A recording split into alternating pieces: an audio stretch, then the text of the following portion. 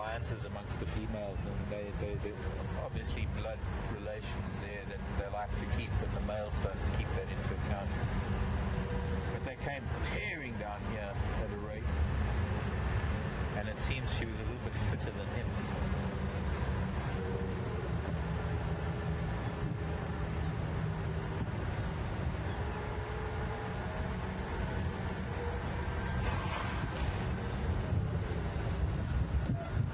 See him, both of them are down here. Here they are. The kill that Kanuma is on is just off to our left, just behind us to the left. And, well, interesting, there is a bachelor herd of Impala here now, where he has chased this female. So the other scenario I was thinking of was that maybe there was a similar circumstance happening yesterday, that there was an Impala ram chasing a female, and they must happen to chance by Kanuma wherever he might have been lying up, and he just saw this opportunity to jump up and catch that female as she was being chased by a ram. So now we've got a situation where we've got 3 rams, and this female, this lone female that's been chased from the other herd, has been chased down here where there's, and they're not really a bachelor herd anymore, they're going to be in competition, and I think that's going to be about the best. Maybe a bit forward. Got one. Let's get beyond this dead knobthorn.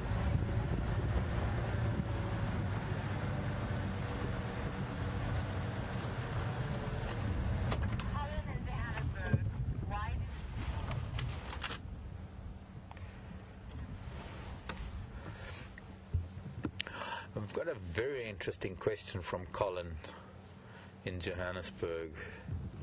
Here in South Africa. It's wonderful actually to get people from South Africa on our drives, because we don't have the luxury of great bandwidth that you have in other countries, so it's wonderful to have you on board, Colin. Why do Impala wag their tails? Well, Colin, it's a fairly complicated answer, but I guess the basic thing, it's called flag signaling. And it's non-verbal communication between individuals. And it's something that we can look at. It's something that you can remind us of. And if you're watching again, no matter what species of herbivore we're watching, you're going to see that they do wag their tails. And that their tails, as is this Impala that is now defecating, see, that is a signal to others that that is what he's doing. They can be far away feeding in the bush, but that little broad splash of white, it's not basically it's a posture thing. So the posture is that it's still a passive gesture. There's nothing to be alarmed about. The constant wagging of the tail, you can see when the tail is still, you don't see the white, but as soon as they start flicking that tail, you can see there's a little bit of white that shows, and it's the amount of white that they show that gives off different messages, and that's why we call it flag signaling. It's almost like the flag, the Morse code flag signaling. What do they call it? We learnt it in Boy Scouts as a kid, the alphabet with 2 flags. Semaphore. Yes, one of those things. Semaphore. Not summer, yes.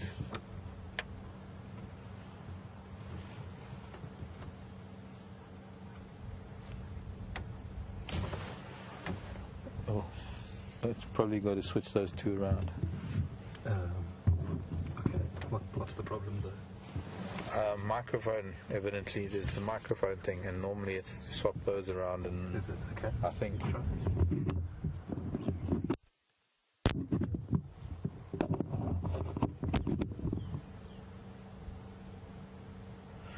So I'm hoping that maybe that makes a difference. Final control.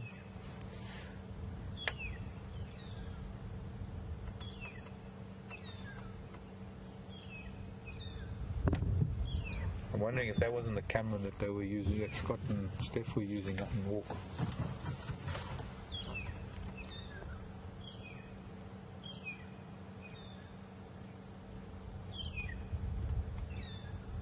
Seems we have a little bit of a sound issue, which is really, I hope I've been talking loud enough, and I hope you've all been hearing what I've been saying, but there does evidently appear to be a little bit of a sound issue and we are trying to address it. It's probably linked to the little bit of a technical thing that we had at the start of drive. Yeah, while things are fairly quiet here, the 3 rams seem to be doing their own thing. I think that I didn't see because we've been looking at microphones, but I think that ewe has returned to her herd, and we need to go and have a look at, to see if we can find Kanuma. The cloud is lifting a little bit in the west. We're getting some beautiful light coming out. Not quite full sunshine, but bright enough that it's changing the whole mood of the day. I'm just hoping if any of you can hear any difference in the sound, please keep us informed, because of course we pick up things on our equipment, but of course you, the viewer, all of you out there, if things are back to normal or if there are still problems, please send Tara a message back in final control, and then we'll try and deal with it, try and fix it as best as we can. I see those Impala. We should have stayed there, because I think they're changing their whole posture and their tails are not flicking anymore, and that ties in with this question about tail flicking. It's not all about chasing flies, because then they'd have long enough tails to chase flies all over their body. It's got nothing really to do with that. It's got a lot to do with communication between individuals, and whether it's a signal to carry on feeding and not be concerned with what's going on, or whether it's a signal to say, oh, there's danger and you need to take care of things. So I might have been wrong, Brian, but I'm not sure how's it reading on your camera. Yeah, fine, yeah. Sound-wise? Okay. Final control.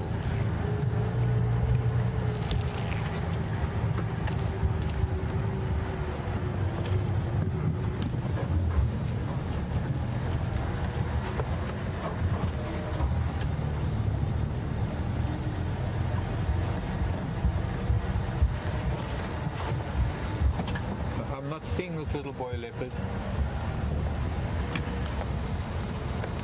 but what I can show you is what he has done so far. Now we are right on the edge of the camp of Juma. It shows that these things take place no matter where the camp, rather no matter where they are, and that our presence doesn't really influence animals very much. But we're very close to final control. Final control is less than 30 yards away. In fact, right through the bush we can see the white of the satellite dish, and here in the tree on our left are the remains of a female Impala, and I believe it was Kanuma that did this. But he's been out all day, and I'm not surprised. He's a big fat stuffed cat. He's had an entire steenbok up until yesterday, and then while he was still trying to digest the steenbok, he managed to snag himself a big female Impala, and he's eaten a considerable amount of it. He's eaten, by the looks of things, I would like to get a look at the remains on the other side of the tree. Look, I know this is gory for a lot of people. A lot of people don't like the blood and gore, but we are in Africa. This is the very point of what we do. So I'm going to talk about it briefly, but I won't go into too much detail. But he's eaten a considerable amount of it, and it shows that he's eaten a lot of the high protein stuff, the stuff that he is going to give him the greatest benefit. And then in time he'll chew on the smaller bits, as it were, if he comes back to it. It's most likely he'll come back to it, even if it's only tomorrow. He's definitely got a full tummy, and he needs to sleep that off for a considerable amount of time. For now, his kill is safe in a tree. There's not much that is going to get it.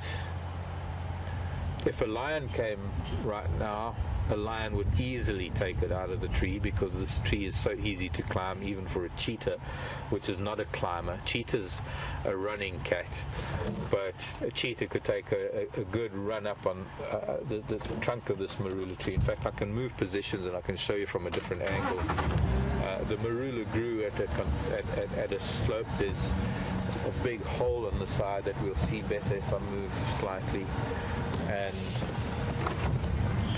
you'll see that it's kind of leaning over because it looks like the main trunk might have died, and over time one of the branches became the new trunk.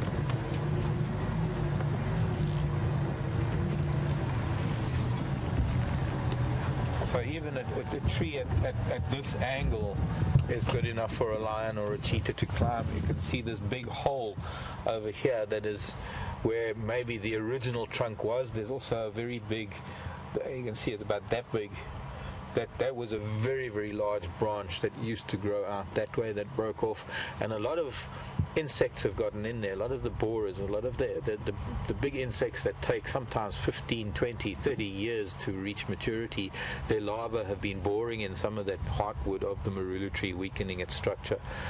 Probably why that branch on the right broke off originally. But we're not going to harp on this carcass for too long. We've had a look at it. We're going to come back to it. So we're going to do a few loops. What we'll do is we'll drive out for an hour or so, and we'll come back again in about an hour and have a look and see if he might come back. And in the interim, we're also going to be looking for him. We'll go down to Gowrie Dam.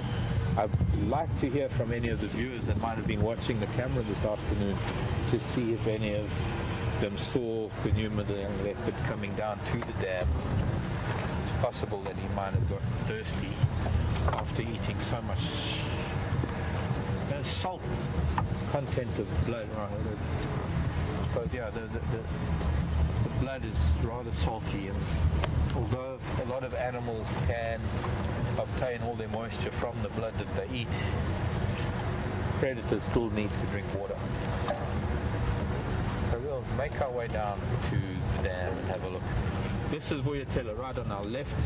It shows how close it is to the lodge. So if there were guests here at the lodge, the blue, oops, I don't know how to do this like Peter does, but there's the blue of the swimming pool.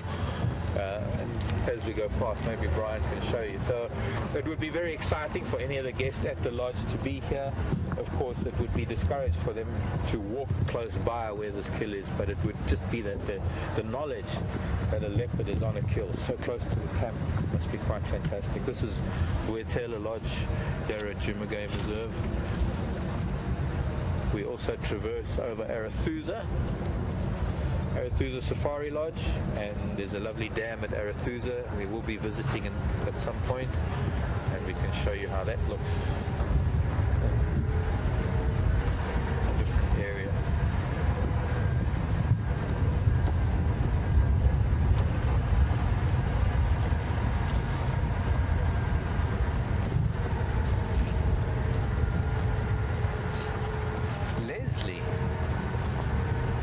Leslie's in Niagara, Canada, I guess. I'm not well. Hi, Leslie. Oh, New York side of Niagara. Okay. Leslie wants to know the gestation period of a leopard. It's about 100 days.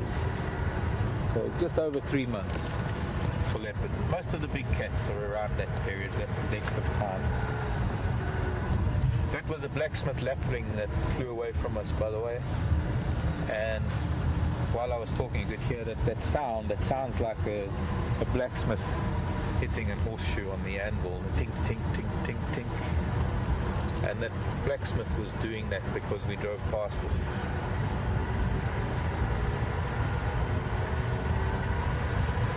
Driving very slowly because I'm expecting to see a leopard here somewhere, and I'm also surprised that these Impala are still quite relaxed.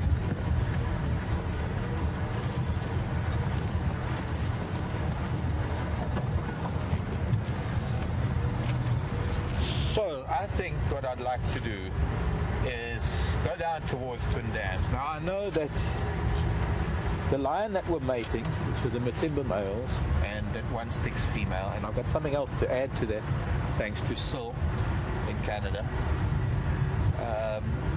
The lion that we're mating evidently moved to the south. Now they were very close to our boundary. When we found them the other day, they were right on our southern boundary, and it was was only a matter of time that took them back south, because the lioness herself is the lioness of the Styx Pride. And the two lionesses that we see of the Styx Pride they're about the same age. I think quite often people sort of refer to one as older than the other. I've heard that, and I've always thought that, but I was corrected just recently. And thanks to Saul, who is quite familiar with all the lion here in the Sabi Sands. Evidently they're about 4 years old, the two lionesses. And the last time we saw them mating, or one of them mating with the Matimbas, well, this Matimba, actually it'd be interesting. Still, I didn't really get that.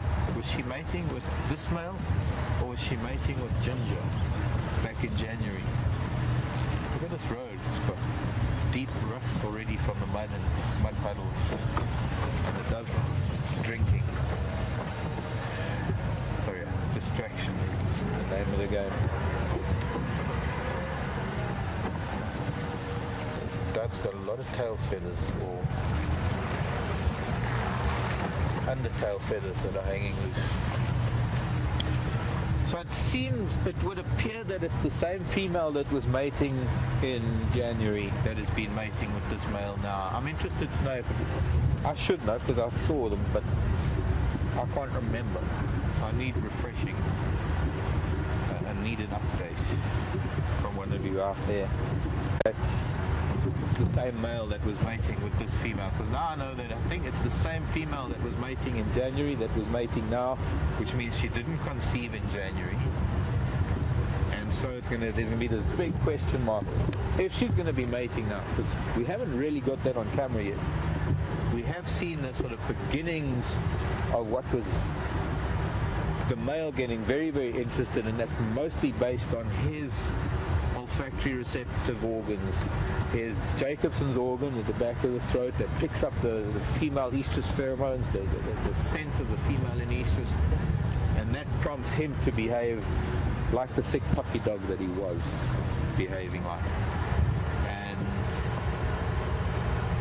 every time he approached her, she rejected him. I mean, it was literally a cold shoulder moment. You could see how she sat there and she turned her head, and she didn't want him to come near her. She growled at him. But by the same token, we watched how he kind of reacted to his brother when his brother didn't know where they were, and he popped his head up over the damn wall, and suddenly they were a lot closer than he thought they were, and his brother with the female got quite aggressive. This is for living in Canada. The sound of tires going through mud.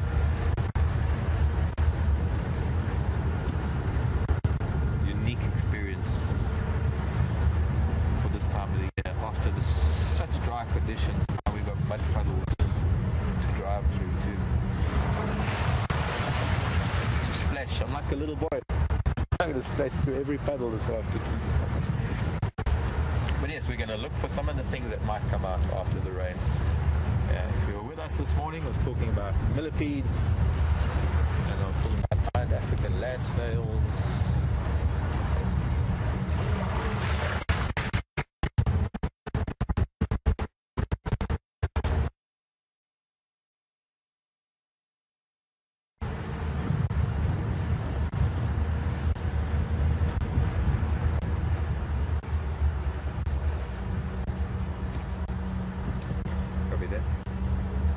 We might have just lost signal there for a minute. I need to explain something about what we have here on the vehicle. We basically got a broadcast vehicle that news station, I suppose it's the equivalent of TV stations use, but they have big closed bands that are not exposed to the elements or the elephants. I was going to say elephants first. I think that explains it all. So they weren't exposed to the elephants.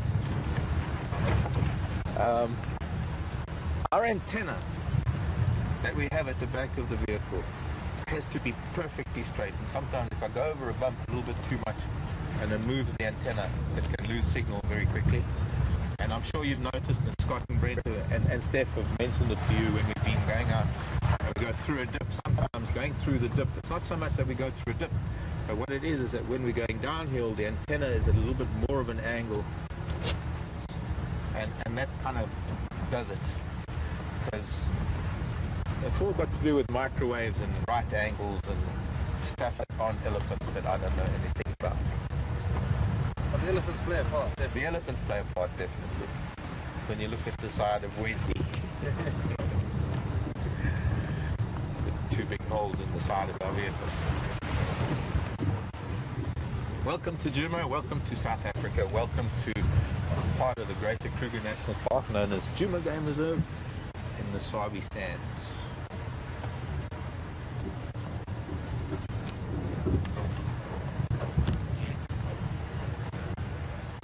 Oh, very good question coming from Chris in Adelaide. Hi Chris. I'm going to have to take a guess. Chris wants to know how much rain we had last night.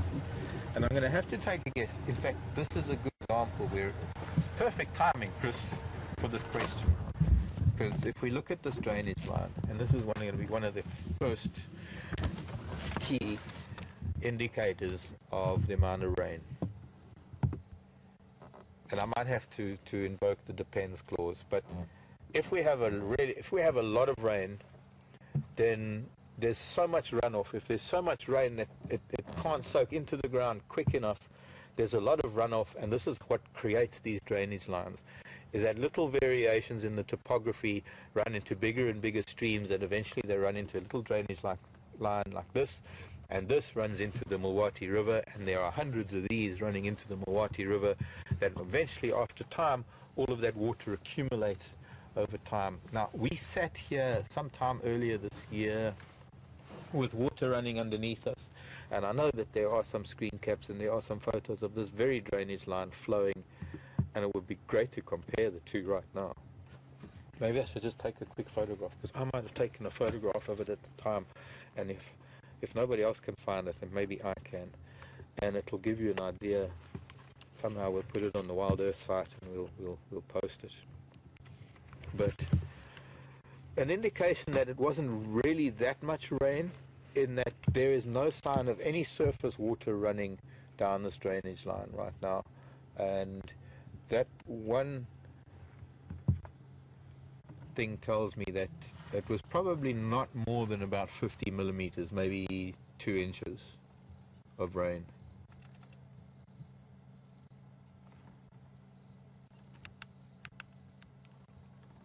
Okay, yeah, it's better. Just in case I've got this photograph somewhere, I'm going to see if I can just replicate it and put the two together, see the difference. The other thing is that when this rain started last night, it started with a bang.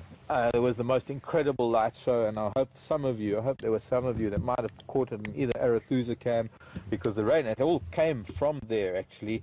It was thundering, it was pelting down over Arathusa before it came to Djuma, because it seemed to come in from the west, which in itself is rather unusual, although the whole storm came up the escarpment from the south. But it was coming up in the west at sunset. We had the most beautiful sunset, and then all of a sudden this whole thing swung to the northwest, or rather the northeast, came in from the west and the southwest, and pelted down. The initial rain was so much rain that there was runoff. We had streams running into camp, that some of the guys were getting worried that the water was actually going to accumulate and run into their rooms on the lower side of our courtyard. Fortunately, it started abating just before it reached that point, and then from then on it was just a steady drizzle for most of the night. So the very good thing is that that intensity of rain wasn't consistent enough or persistent enough to get these drainage lines flowing, and we're going to go through. In fact, we'll go into the Mulwati. We'll see where some of the water has flowed down into the Mulwati. We're going to do that right now, in fact, and then head south. That'll be a very good idea to see how much the rain has washed the sand clean. But the rest of the rain that has fallen, the bush has been so dry that it's like a sponge. It has just absorbed every single drop of it that has fell for the last 18 hours, I would imagine.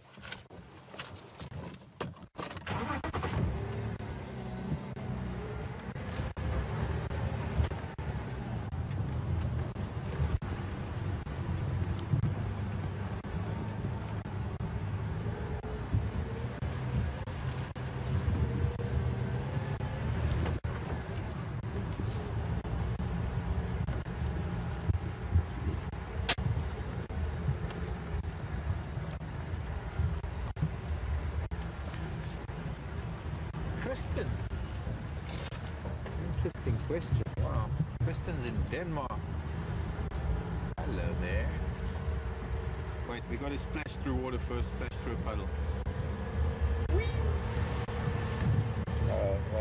Wasn't so much of a wee. Now, Kristen, forgive me. Just bear with me for 1 minute, because well, we are where we are, and we're going to check. This is a little pan of water that is normally full, still at this time of the year, but because we've had a very bad rainfall season, I want to see if there was enough rain to even create a little puddle. Because up until now, this is yes, it has. Look at that. So we're likely to find buffalo again here in the mud. This has been very, very dry. This is a little pan known as Chella pan. Kristen was asking if we have dik in the area, and I promise I'm going to get back to that question because I want to give it some time, and it's just a matter of looking at this right now. A little bit of rain because of the clay layer that exists here. It's managed to catch the water that has fallen, and it is the very reason why. This is a natural pan. This is not man-made. This is made by buffalo and elephants and rhino and all sorts of animals that have wallowed here over centuries maybe. And every time they come and wallow, they take away the mud. You can look at that mud that is accumulated on the trunk from animals rubbing themselves after they wallow. And every time it does fill up with water and animals do come in and take the mud away, it gets a little bit deeper, a little bit bigger. But I was asked this morning that whether we use this clay, with this lovely rich matter, that the sediment of these little pans, whether we use that as fertilizer or as well, yeah, I guess as fertilizer.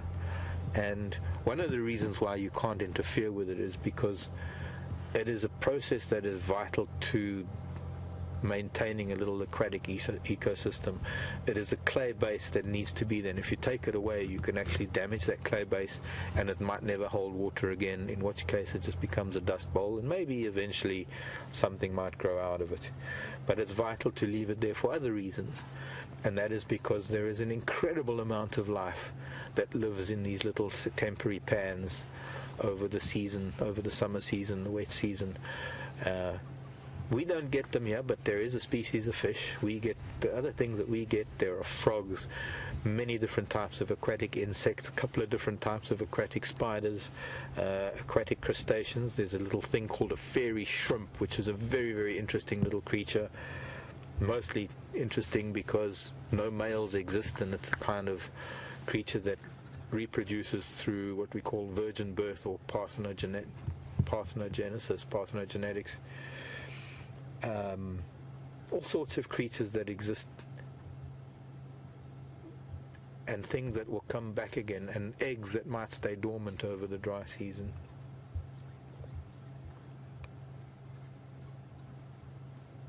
The Chella pan, known as frog pan, Chella means frog in Shangaan, the local language.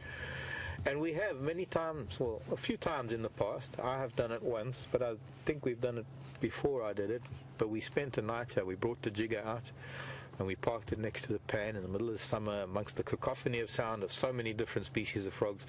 And we tried to identify a few of them. I put on some latex gloves and we tried to do a sort of frogging expedition. It's very difficult to do because they're very, very sensitive creatures, and especially now in this day and age, frogs are getting a fungus that is killing them off worldwide. It's a fungus known as chytramidia, and it's really not good to handle frogs with our naked hands because of the oils or the bacteria or the fungi or the kind of oils even that we have on our hands. Now, frogs absorb a lot through their skin. Frogs that get thirsty now, or the frogs that have been thirsty, tonight is going to be a night that we're going to probably see, and unfortunately we won't be able to see them, or we might just before the end of drive, toads and tree frogs that are going to be coming out, and it's their last, probably one of their last chances to rehydrate before the dry season. And the only way for them to rehydrate is to squat in the water, and they absorb water through the skin on their back legs and to their lower back, because they can't really drink water. It's going to be interesting to see what life might exist after tonight, or rather what might come out. Now, an interesting factor is that this pan has been dried, and there are obviously eggs and things that remain dormant throughout the dry season. And if any of them were to hatch right now, it would be quite detrimental to the species, because quite clearly if we get 1 or 2 hot sunny days, this water is going to be gone, and that's far too quick for any of these creatures to complete their life cycle. So there's a very interesting thing that happens, is that the eggs themselves are triggered by hydrostatic pressure. I think it's called hydrostatic. Let's put it this way. When the water is deep enough, the pressure of the water is strong enough that the eggs hatch, and somehow nature has made it that only at that certain pressure, when it is deep enough, that they will hatch, to ensure that the water is going to stay there long enough for their life cycle to occur. Because, well, if the water dries up and they die before they become adults, they don't get to breed, so the species doesn't really exist for very long, does it? So much interesting stuff. Did I hear it? Thought I heard something. I also did. Thought I heard an elephant.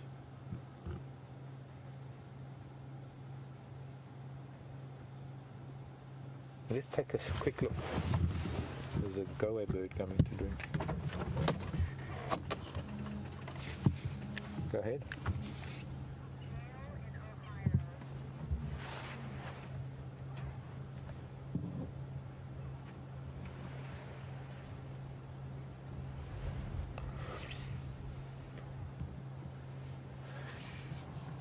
You might have heard us, one of us, all of us, any of us presenters, talking about high felt and low felt and escarpment.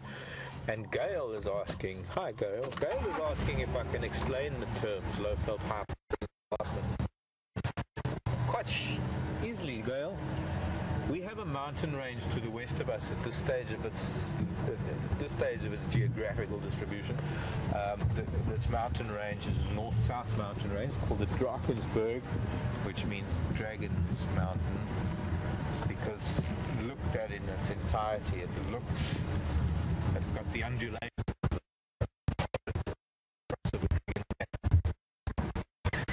It is also one of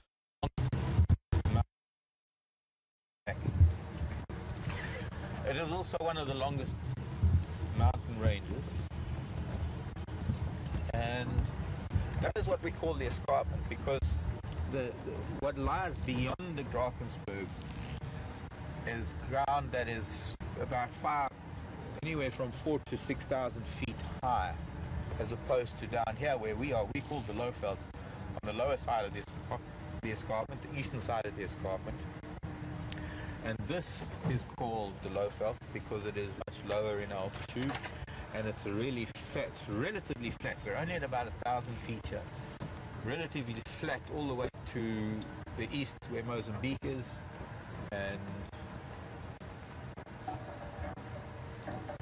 from the base of the mountain, which is the base of the escarpment, you suddenly get this huge altitude variance where it gets up west from us is considered high veld, and it has obviously different topography, different geology is considered high veld, and it has obviously completely different topography, different geology, different climate, different conditions, different vegetation, different period. I'm taking a look at.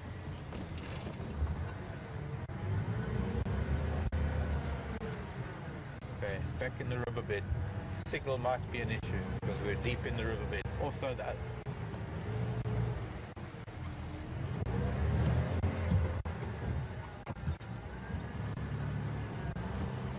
Okay, copy it, I'll exit. Well, let's get out of here. Skedaddle.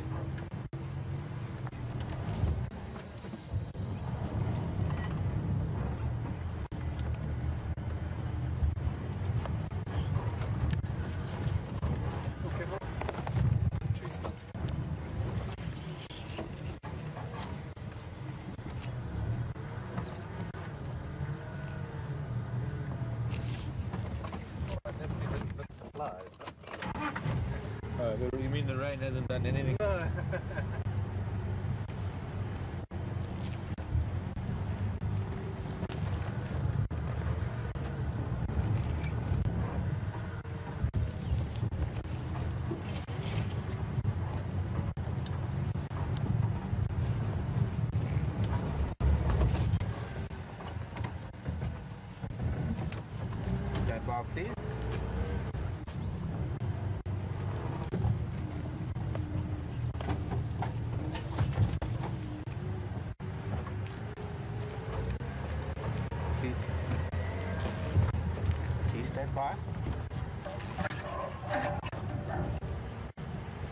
So I just had to get back out of the riverbed there. It seems that we are having a bit of a signal now. There's one thing about signal that is different on a wet day as a dry day is because everything that is wet is absorbing some of it, as far as I'm aware.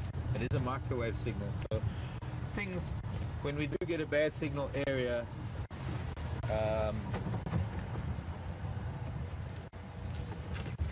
sometimes gets a bit worse when things are wet. I thought I heard something through the bushes here. There were some tracks of a buffalo back there. It was most probably a buffalo. I was asked if where we're going next. I have to be honest, I don't know. We don't have a plan. There's no such thing as a plan when we're driving, unless it comes to going back to see where the leopard is.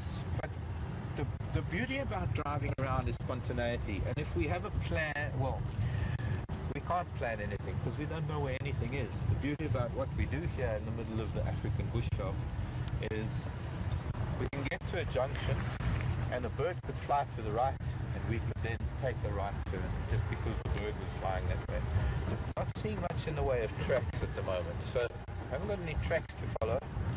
The original idea is to maybe just keep heading south because we're on Twin Dams Road. We want to look at how much of the surface rain, how much of this runoff has occurred,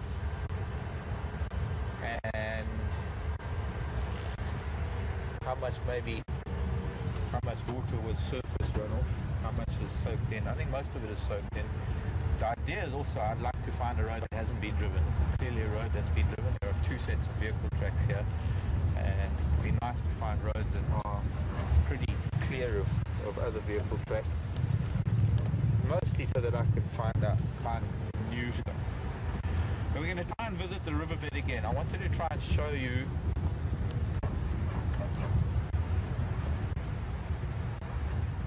whether there was any water flowing into the Milwaukee River at all. Now these are another couple of pans. There's a big Nyala bull, by the way. A couple of pans here too that have filled up with a bit of water. We often find these mud wallows tend to retain quite a bit, and we're no doubt going to see buffalo in these pans in the next couple of days.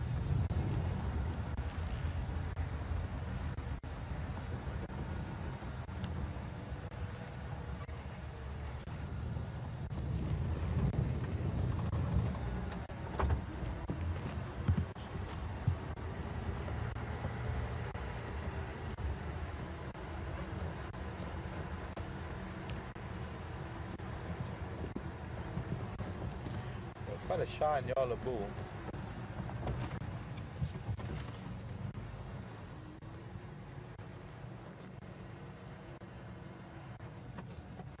I'm feeling a lot more secure now that he's very, very close to that very dense Tambuti thicket.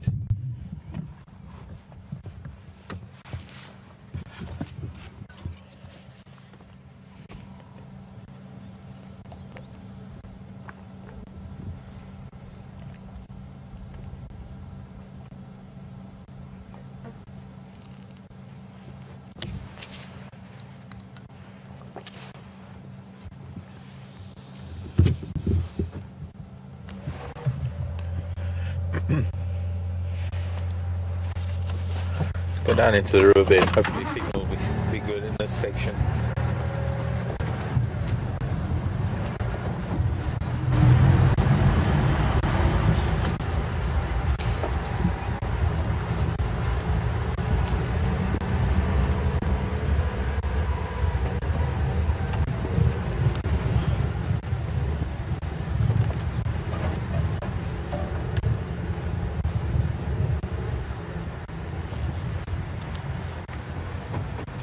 One of the indicators that I've noticed here at Juba, we're at a confluence of several roads and river and drainage lines. There's the Nyala bull, by the way.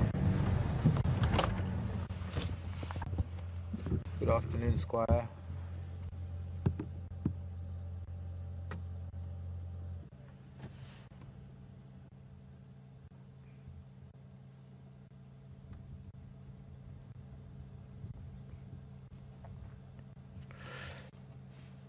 There are two major drainage lines that converge where we are, as well as several roads, and when we do have a very heavy rain with a lot of runoff, this is where we see it. This is the most notable place that we see it. Now there's nothing on the sand here at all, but just in front of me, where that is Bateleur Road that's coming down, you can see the very dark patch in the sand. I'm going to get closer just after Brian zooms in now. But this shows that there was a little bit of water running down into the Milwaukee River that has resulted in that little pool of mud, that little pool of very, very fine sediment that is collected. But that is about as far as it went. And getting back to an earlier question of how much rain I think fell, and until I find a rain gauge, until I get it from Mike, and I'm sure Mike, who's involved in that here at WildEarth, until I get that from Mike, I can only guess that it must have been anywhere from maybe 30 to 50 millimeters, because not that much water. It seemed like a lot because it was constantly raining, but like I said, it's kind of like a sponge. The bush is just drinking it all up. And it was only the initial rain really that brought down enough water to create a puddle here for a little bit. You can now you can see how much clearer it is from above, how it would have run down the road and settled. There's even a little bit of erosion, like about an inch of erosion off of the road coming through as it ran down.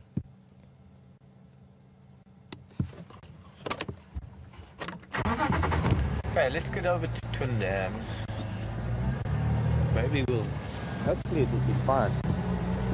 Travel the riverbed. Let's try and do that. Try and drive down the sand. See, the Nyala was here, so now instead of driving the road, we're going to drive the sand. And we'll drive back along the road, because by the time we get to Twin Dams, which is south of us, if we follow this riverbed, by the time we get to Twin Dams, it's going to be time to go back towards Gowrie Dam and to see if we can catch up with that leopard that killed that Impala, because we're going to have to go back there later. We're going to have to stop by there every now and then, because at some point he's going to get cold and hungry, and he's going to want to wake up and he's going to want to go back and feed, because oh my word, this Nyala has found another Nyala, and I can't see the other Nyala, but I can see by his behavior.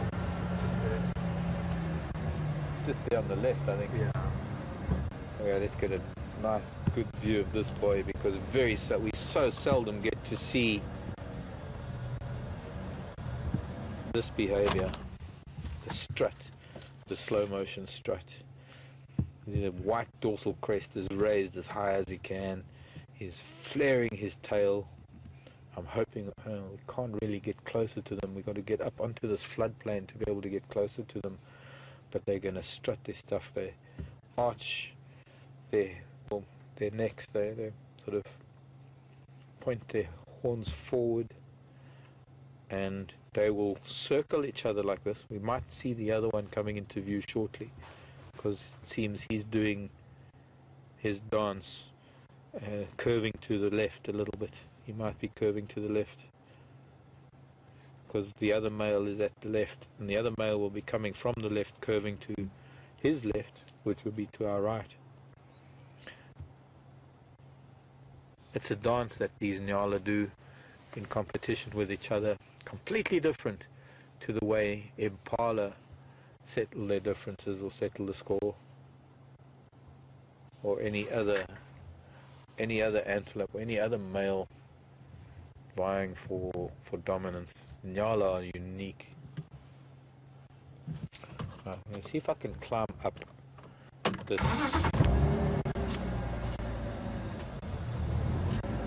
embankment.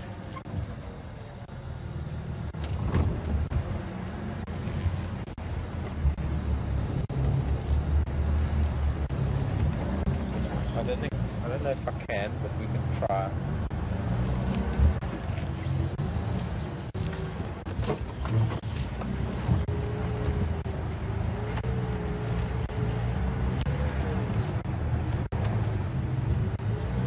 Yeah, well, of course we can. It's a Land Rover. I can see the other male now. he's not really taking up the challenge, to be honest. And Bush is a little bit thick. Well, now he is. Now he's starting. He's going the other way, not the way that I imagined he might. I can't go further. There's a bush willow being pushed over right in front of us.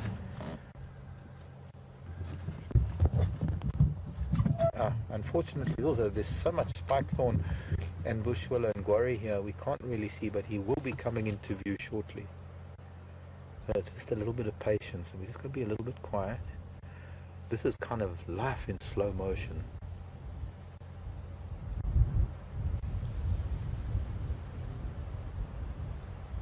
So let's call it super slow motion.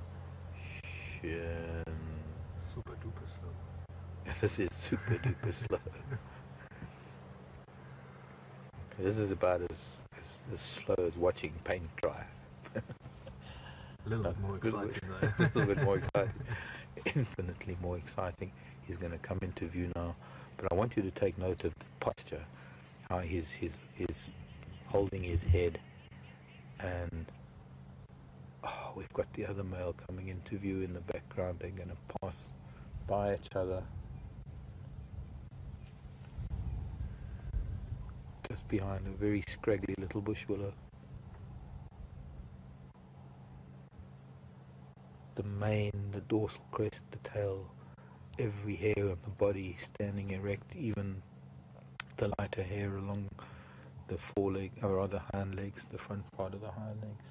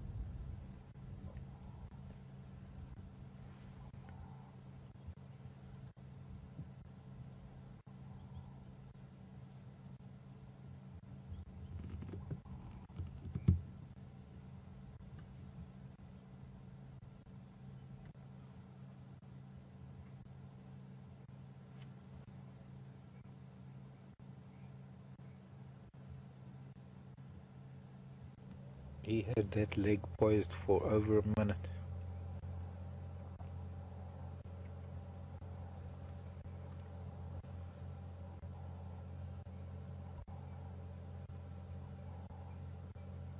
And the oxpecker is interfering. It's like really oxpecker choose the wrong moment.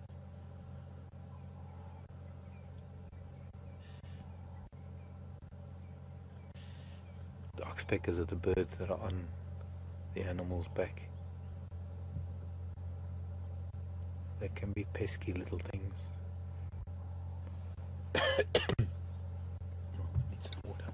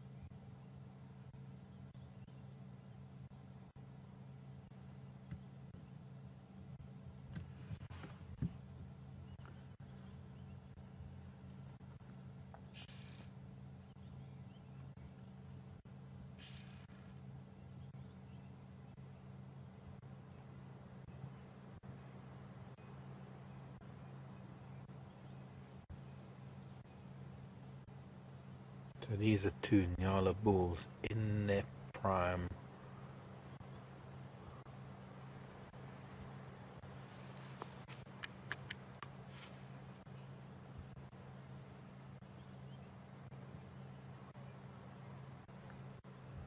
Lynn wants to know. Hi Lynn. Lynn wants to know if they make any noise while they're doing this lawn. Hi Lynn. And Lynn's in Michigan, by the way. Hope Michigan's warming up a little bit. But no, as you can hear, Lynn, it's an entirely silent dance. No noise whatsoever. In fact, they're making every effort not even to make a noise with the hooves. When the front leg lifts up, almost the back leg goes into the spot where the front leg was. And this is a silent dance. They don't want to draw any attention to themselves. Not like Impala that makes so much noise during the rut. The way Impala rams do it, no wonder so many of them get caught during the rut, because they get so involved in this dominance thing, and the snorting and the running, and they get so distracted with fighting each other that they become easy targets for lion, leopard and cheetah and wild dog and hyena. But these boys, they know how to do. They find a nice little patch of riverine forest and they do their dance. And this can go on for hours. I mean, this week we could be here till nightfall. But I think it's really, really incredible that we've been able to watch this, that they have continued to do their little dance with our presence, with the vehicle sitting here. And I think maybe now that they've moved out of sight, and I can't really move much closer to them, I think it's maybe time that we leave and we head down towards Twin Dams. And I haven't heard anything on the radio, and unfortunately it is a different channel property south of us where the Sticks and the Matimbas have gone. Don't have the same radio channels that we do, so I can only depend on maybe seeing somebody on the common boundary. But we're going to go down there, we're going to look for tracks, because maybe they've been walking around, maybe they've come back towards Twin Dams. Thank you, boys, and just don't get too nasty. Will they ever butt heads? Yes, they would. When this whole dance, a good question, Brian. This whole dance is about dominance, and it can mostly get to a point where the less dominant male is going to acquiesce, and he's going to eventually just, what he's likely to do is he's going to go and feed displacement activity, maybe horn a tree or something, because he can't take the pressure, and the other male might then go ahead and not challenge him anymore, and it might sort of dissolve just from this kind of a behavior. But if there are two males that really, really want to have a go at each other, because this dance is not going to settle it. Look what landed on my hand.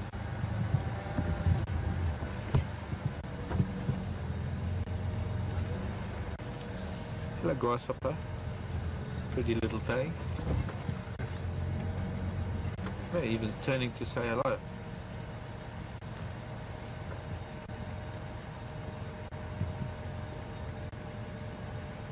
Beautiful camouflage. Bye-bye, grasshopper. Nice to have known you. You break my heart. You left so soon. A whirlwind romance. Whirlwind. Whirlwind romance.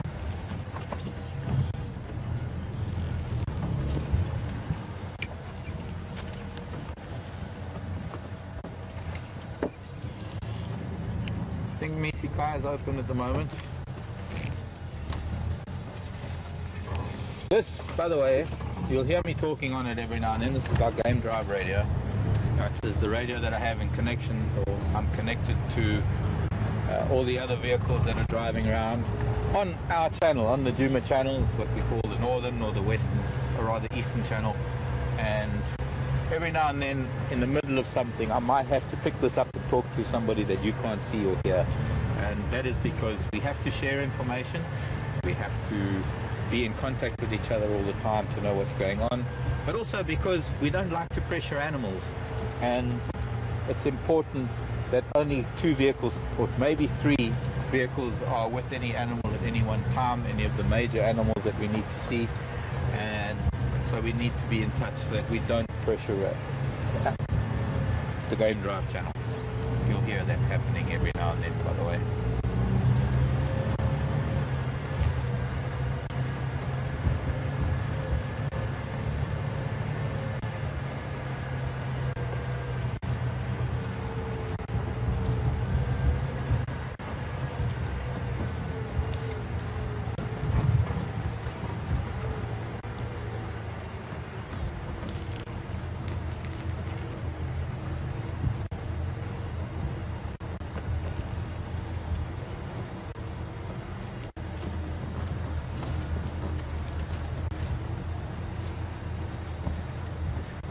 An amazing question.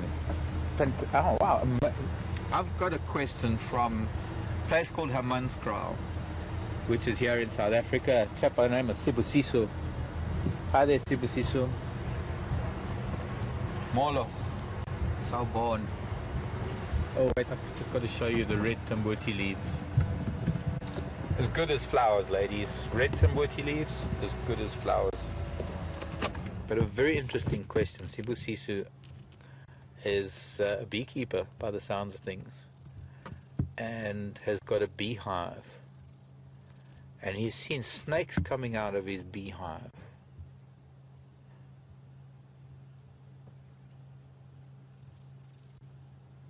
We're going to be seeing, sorry Sibusiso, excuse me a second, and I've got another question to answer earlier too that I forgot about. But this lovely change in color of the tambuti leaves, I love it. Interestingly, the nyala don't eat the green leaves, but they will eat the red leaves when they fall, and it's most likely because the tambuti is part of the euphorbia family, which that family of plants all have a very poisonous milky latex, and when the plant draws all its nutrients out of its leaves, they change color and they start falling, and I guess then the milk isn't as toxic as it is when it's on the tree. But you'll often find nyala eating the red leaves on the ground. And while we're thinking of flowers, there's one flower I can see up ahead. I've been dying to find a flower for the ladies out there. That is that little white one. If there's a flower, I'll find it. A little white flower known as a barlaria.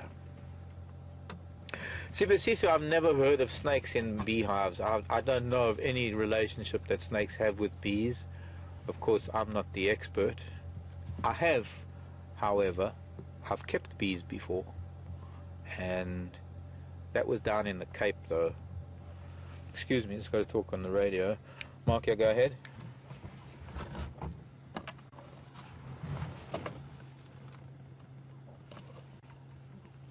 Copy, thanks.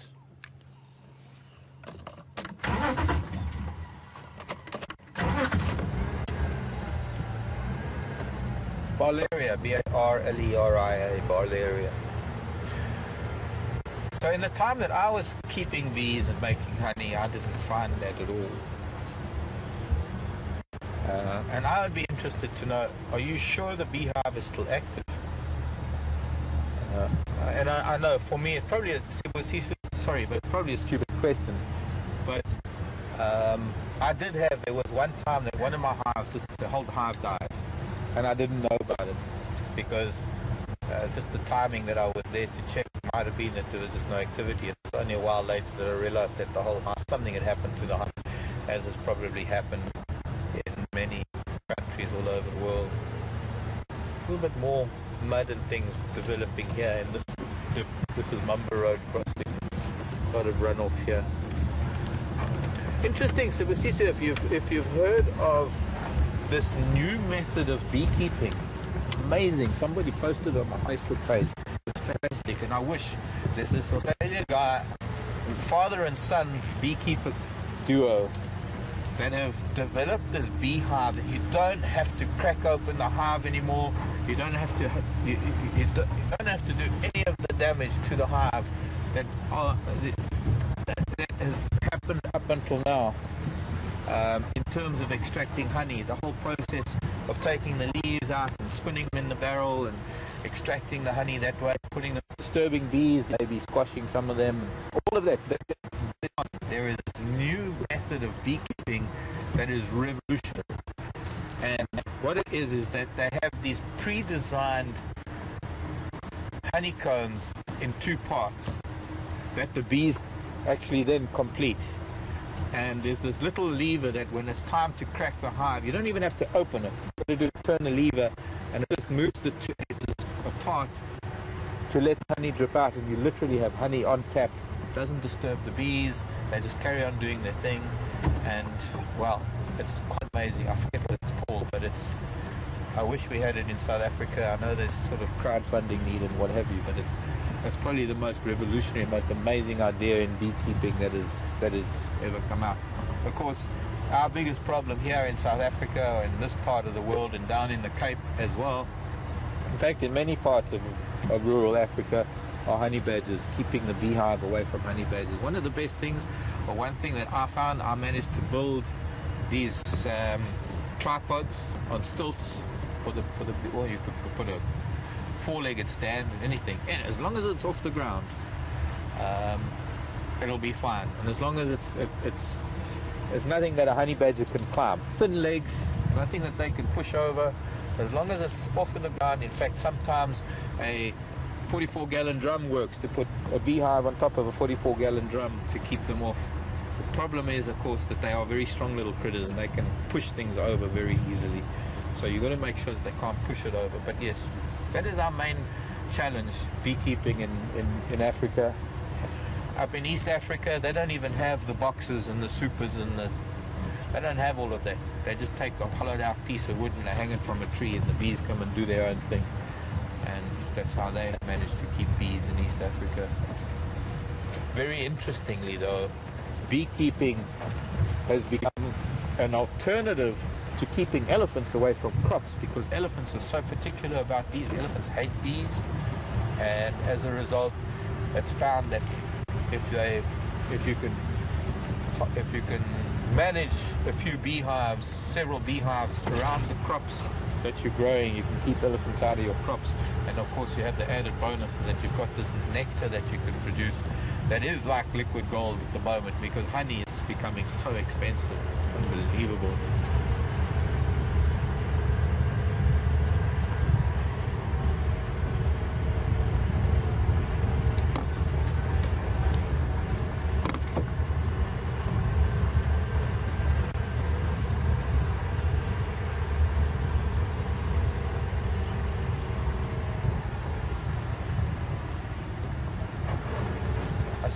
Stop here at this end of the dam, and I'm going to switch off and I'm going to listen.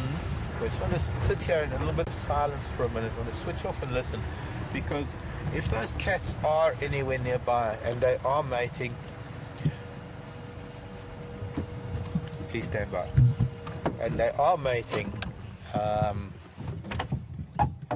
we want to be able to hear them, because every time they do mate there's likely to be roaring. So I just want to sit, listen quietly. Brian is going to see if he can find you the odd thing on around the dam. There's a blacksmith lapwing to begin with. I just want to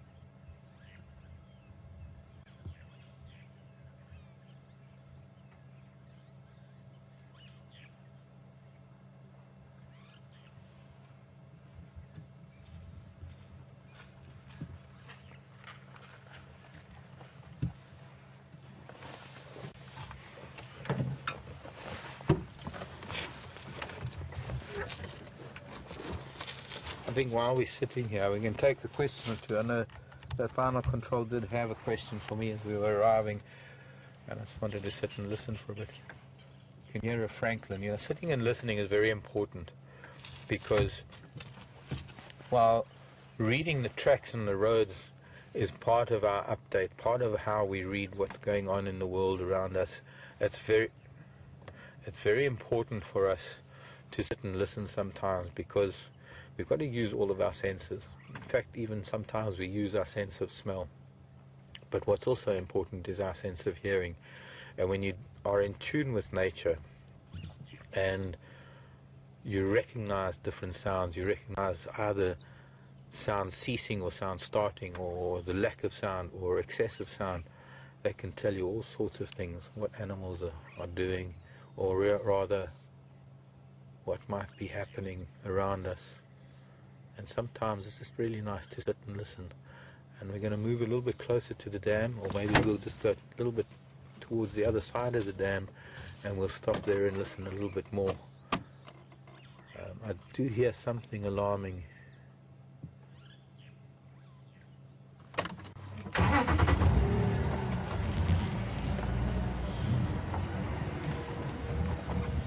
So, I think we had a question from Valerie.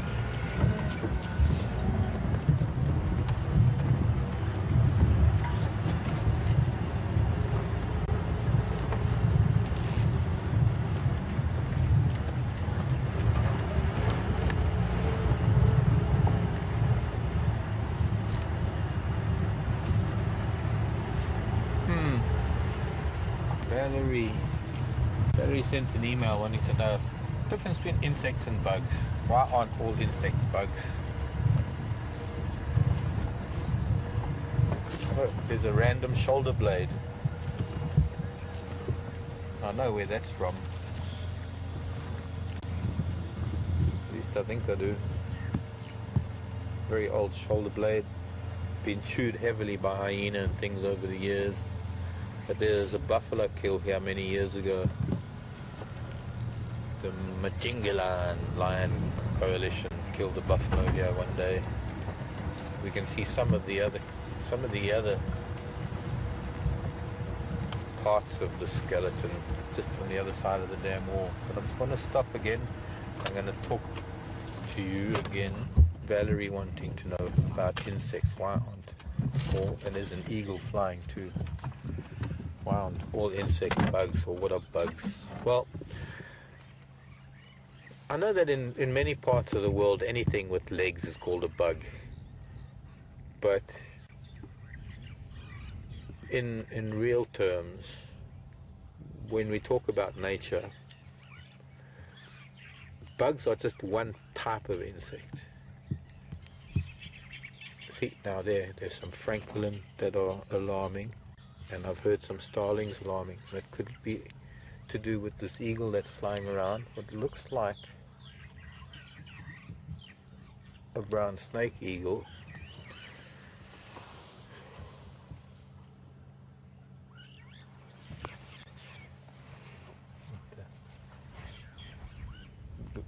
Gone. Yeah, looked like a brown snake eagle. So the alarming that we're seeing, or rather hearing, could have something to do with the snake eagle being there. So Valerie, they're about, I don't know, I might be a little bit old-fashioned because I might not have up-to-date information, because there might be new discoveries that I don't know about. But I think there are about 32, if not 33, different orders of insects, and in the nomenclature, in the breakdown of creatures. It's like there are many different types of mammals. So I want to use the analogy. If we look at insects, insects are this one group of creatures. You get insects, birds, fish, reptiles, amphibians, mammals. Those are sort of major groups of animals. Now, in the animal kingdom, amongst the mammals, you will get, that's a turtle dove, by the way, In the mammals, you will get all different types of mammals. You'll get carnivores, insectivores, herbivores. And anyway, they're all divided up into different categories. Now, insects are also divided up into different categories, and bugs are but one category of insect, and there's a very specific physiology, a very specific makeup of what makes a bug, as opposed to all the other insects. Now, I know I get a little bit sticky about calling everything a bug, because there is only really one type of insect that is a bug, and all other insects are different. There are, other than bugs, there are ants. One category is ants, bees, and wasps. They fall into one category because they're all related. Another category are the mantids, the praying mantises. Another category are the grasshoppers and the crickets. Another category of insects are termites. And another category are things called thrips, which are a pain for those of you who are trying to grow vegetables and do your own gardens. Another category of beetles. Another category of insects are bugs. Very specific shape, very specific type of animal, of insect. So it's more that there is a generic use of the word bug, in that many people all over the world just refer to anything as a bug. So technically it's not really correct, because there is only really one insect that is a bug, and it's just, I suppose, being specific or not. I hope that answers the question. I'm not going to tell you what this is, because it's cold and it's puffed up. It is a dove, I'll give you a hint, but because it's cold and it's puffed up, you can't really see any finer details, so it might be a little bit of a hard. It can only be one of two, and I'm going to ask somebody to send a tweet or an email to tell me which type of dove this is. Pretty little thing. One of the smallest doves we get here. One of, because there is a smaller dove that does occur. It's quite different when it's cold. Eh? It does. Yeah.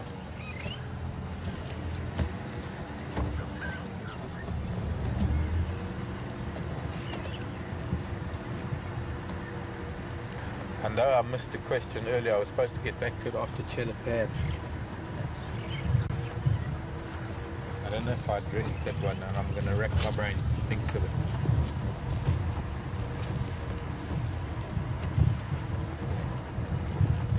Okay, we're at Twin Dams. This is where the lion were starting the mating ritual a couple of days ago.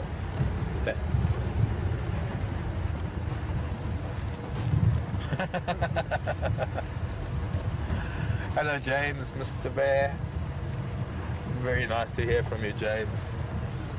I was waiting for somebody to see what was on my dashboard and to mention it, and I'm going to stop. We'll go past Twin Dams. It was actually very interesting.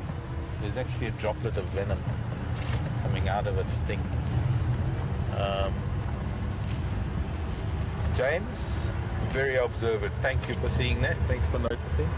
And I've been dying to find the right moment to talk about it. Sadly, the poor child has passed on, and not much I can do. I've tried artificial resuscitation with scorpions, but they don't. Oh, yeah, I've given it away. It's a scorpion. James, you're right. It is a scorpion on my dashboard. Why do I have a scorpion on my dashboard, one might ask? Well, because I want to show you, because I want to teach you, because I want to share with you the wonders of nature. And there's a hoopoo in the road. There's changing the subject.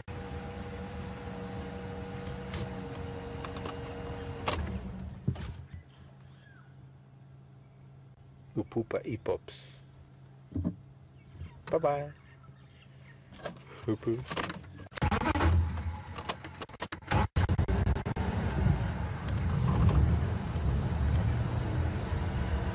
Thanks, Joanne.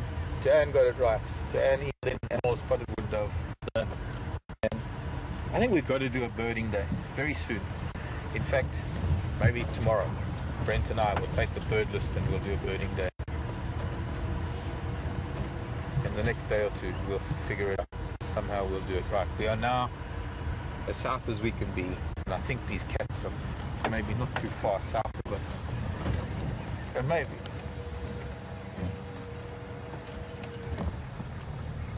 Yeah, I know there were a lot of you that sent in answers on the emerald spotted dove. Thanks for that, everyone. Love the feedback. We're going to stop and semi-listen. Well, Brian will probably listen for the lion.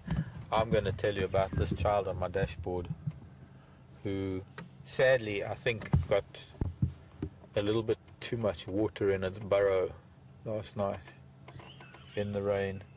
I'm going to just turn slightly so that you can see. I'm still seeing a little bit of muscle twitching.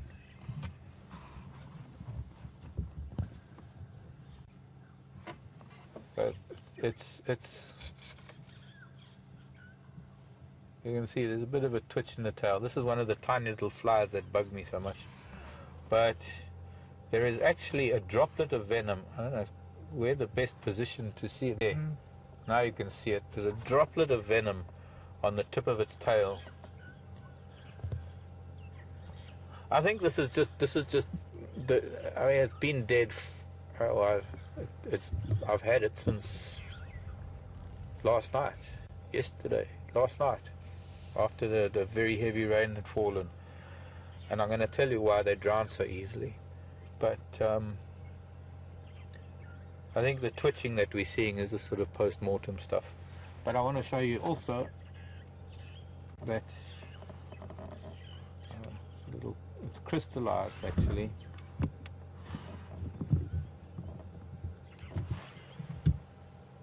I guess it must have dried and crystallized a little bit of protein, that little bit of venom. I just wanted to show you that venom, which is protein, cannot do anything. The scorpion cannot sting once it is dead. It's not like a bee, perhaps. But anyway, the most important thing I wanted to show you is this, the physiology of this wonderful creature.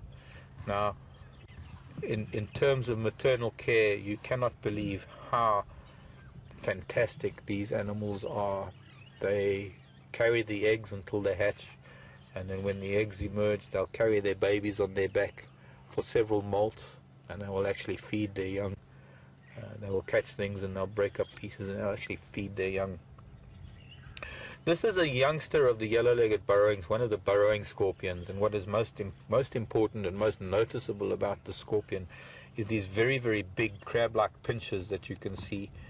And when we look at insects and spiders and scorpions and any of what we call arthropods, arthropods mean segmented-legged or segmented, and the segmented beings of this planet. We live on a wonderful planet, by the way, and I wish more of us, humanity, would acknowledge it. But their skeleton is outside.